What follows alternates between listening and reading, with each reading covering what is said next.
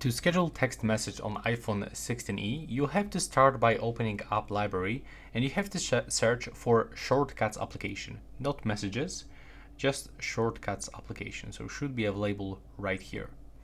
Now, when you are here, go into this tab and click on the plus. And right now, select time of day. And right now, you can pick up the time of day.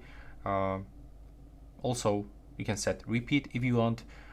You can pick from sunset to sunrise. There's actually a lot of things that you can customize right here.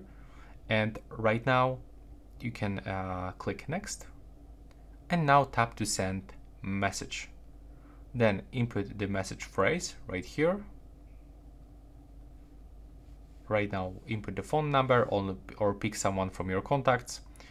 If you want to pick someone from your contacts, click here on the plus, then click done, and now click done again. And as you can see here, I just set it up. And now this message will be sent automatically. And if you want to change it, you can for sure do this by going here. You can simply change time, and that will be all.